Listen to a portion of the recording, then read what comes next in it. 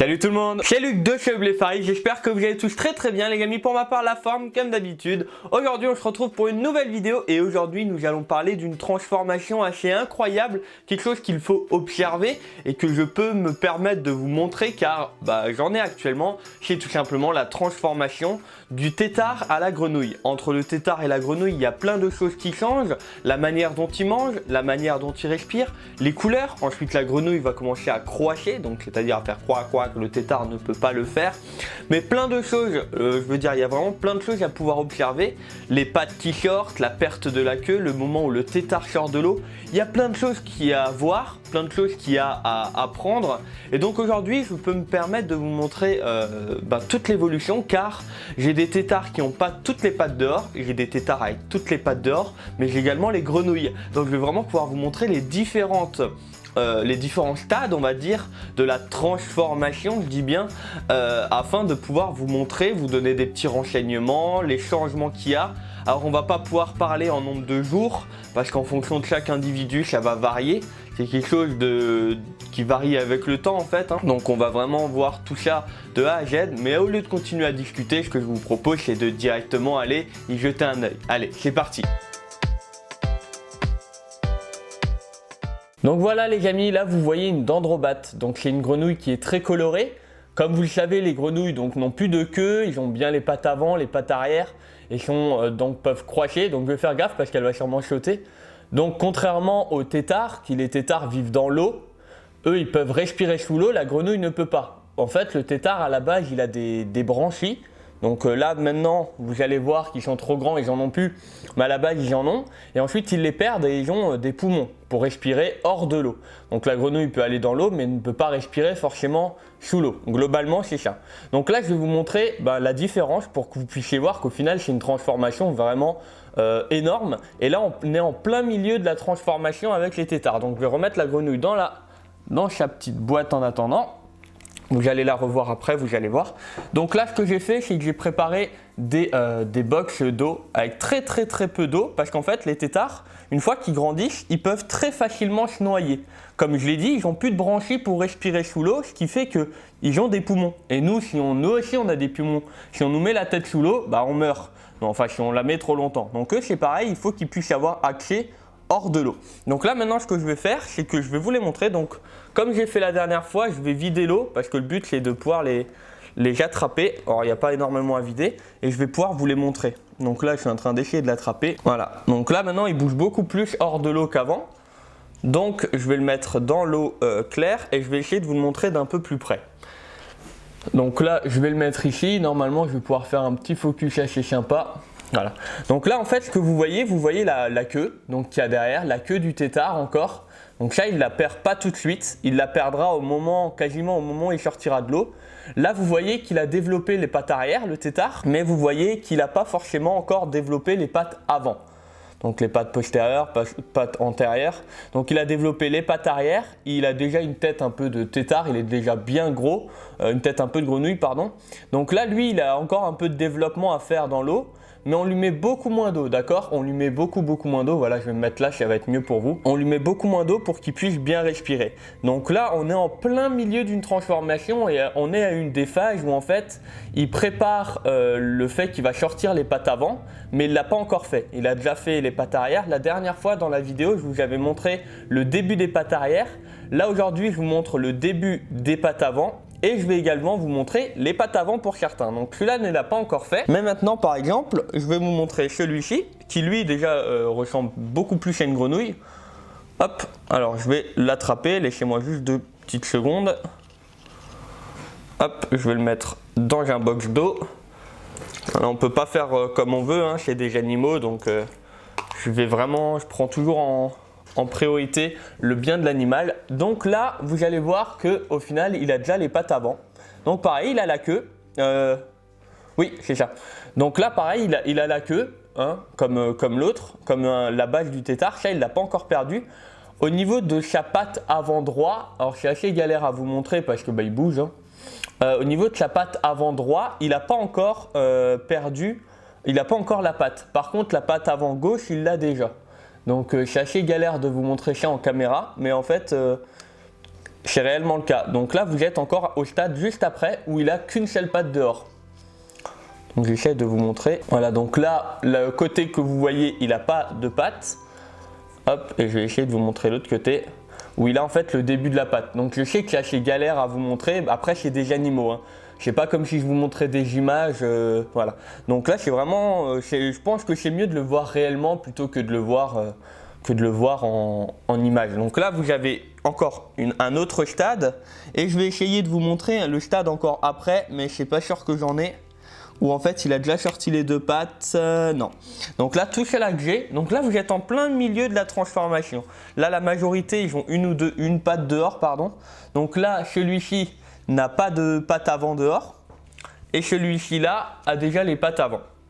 Enfin une patte avant dehors. Alors beaucoup m'ont demandé pourquoi je les sépare. Je les sépare tout simplement car beaucoup d'espèces de dendrobates, donc les grenouilles, en fait sont cannibales quand ils sont petits. C'est-à-dire que les dendrobates, les têtards ne vont pas hésiter à déjà se manger la nourriture, donc résultat ils n'ont plus rien à manger, et en plus se manger entre eux, donc ça pose vraiment problème. Donc là je les élève séparément, donc au fur et à mesure du temps je diminue le niveau d'eau. J'en mets toujours, donc c'est pas de l'eau du robinet, hein. J'avais fait ma toute première vidéo où je vous montrais comment préparer l'eau pour avoir une eau vraiment adaptée. C'est pas de l'eau sale, hein. C'est de l'eau qui est tout simplement adaptée. Et le fait de mettre de la nourriture dedans, bah, automatiquement ça la rend un peu plus verte, on va dire. Donc voilà, donc la transformation est vraiment incroyable. En fait c'est quelque chose qu'on appelle hologénique. En fait ça se fait avec le temps. Donc au début bah, le tétard va sortir les pattes arrière, donc comme vous pouvez le voir ici. Ensuite il va commencer à sortir un peu les pattes avant. Au même moment il va modifier un peu sa tête. Sa tête change un peu, il devient un peu plus large et un peu plus arrondi. Il a une forme un peu plus arrondie. Et ensuite, par la suite, il va commencer à sortir de l'eau. Et à ce moment-là, il va commencer à développer une pigmentation pour les couleurs. Et donc voilà. Donc au tout début, il commence tout doucement à avoir les pattes arrière. Et en même temps, il perd les branchies pour pouvoir avoir des poumons et respirer différemment. Donc je dis en même temps, mais ça joue à quelques jours près, hein. Ensuite les pattes avant, ensuite une fois qu'il a les pattes avant et les pattes arrière, il va commencer à vouloir sortir de l'eau, donc il va perdre la queue qui ne lui sert à plus rien parce qu'il a les pattes maintenant. Et une fois qu'il va pouvoir vivre hors de l'eau, il va aussi changer d'alimentation parce que quand il est petit, il mange des trucs des micro-organismes, hein, donc des choses toutes fines là, comme je donne actuellement là, que vous avez même sûrement du mal à voir en caméra. Et quand il va sortir, il va commencer à manger des petits insectes qu'il va trouver, des colamboles, des choses comme ça, pour changer d'alimentation. Donc c'est vraiment quelque chose qui se fait avec le temps. Et je trouve ça vraiment incroyable de passer d'un animal, alors là il est déjà bien transformé, mais d'un tout petit tétard à un animal qui ressemble à, alors je vais essayer de vous la remontrer, qui ressemble à une grenouille comme ça. Donc vous voyez les couleurs que ça a, la taille que ça fait. Vous avez vu la différence de taille entre les deux, c'est vraiment ouf. Donc au final ça se déroule vraiment comme ça. Donc là maintenant il y a quelque chose qu'il faut vraiment faire. Donc je vais remettre la grenouille dans sa boîte.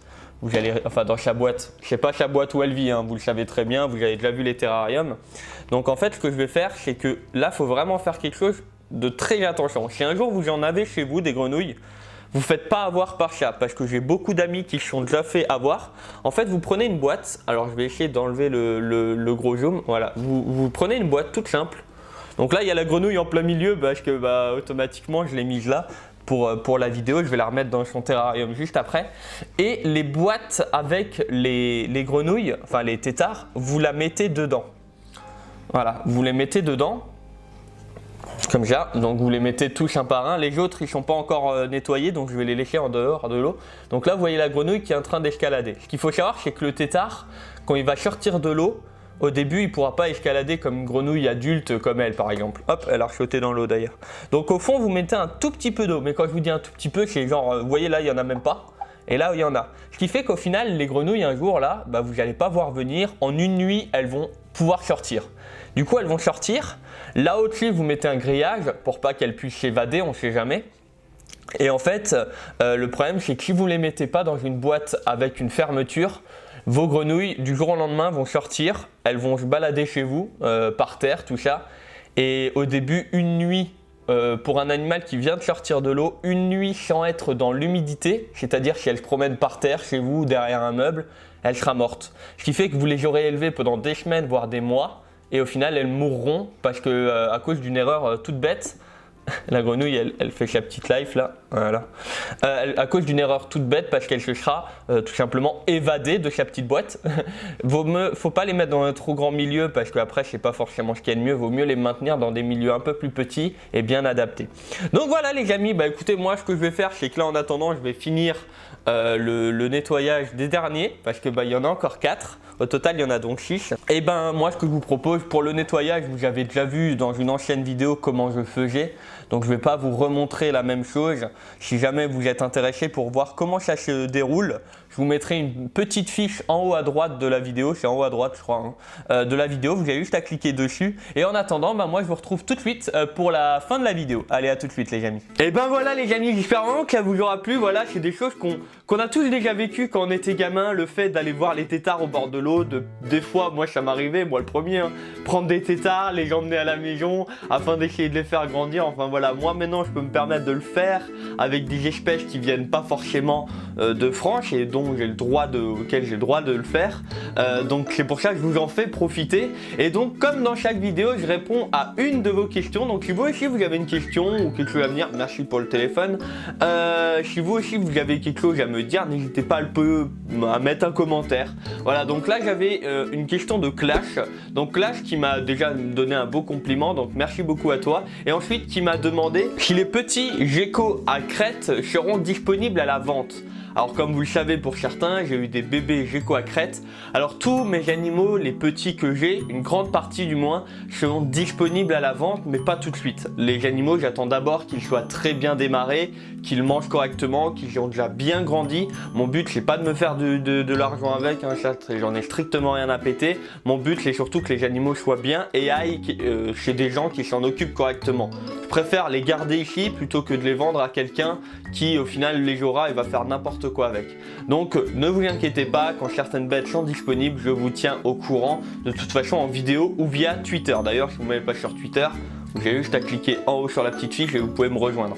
Voilà globalement les amis pour la réponse à la question et je vous mets en fin de vidéo un petit questionnaire pour savoir sur quel sujet vous voulez la prochaine vidéo. Ça peut être assez sympa de votre côté et moi ça me permet de voir aussi ce que vous préférez, hein, tout simplement. Bah écoutez les amis, si cette vidéo vous a plu, n'oubliez pas le pouce bleu. Vous pouvez me rejoindre comme d'habitude sur tous les réseaux sociaux. Pour les gens qui veulent voir ma boutique de t-shirts, il y en a plein qui étaient paumés, qui ne savaient pas où aller. Je vous mets également une petite fiche en haut à gauche où vous avez juste à cliquer dessus pour aller voir tous les t-shirts. Il y en aura d'autres qui arriveront, ne vous inquiétez pas. Et sur ce les amis, bah écoutez, il ne me reste plus qu'à vous souhaiter à toutes et à tous une très bonne journée, une très bonne soirée, une bonne semaine ou un bon week-end. Prenez soin de vous, prenez soin de vos proches, prenez soin de vos animaux. C'était Luc de chez Blefarish. Ciao tout le monde.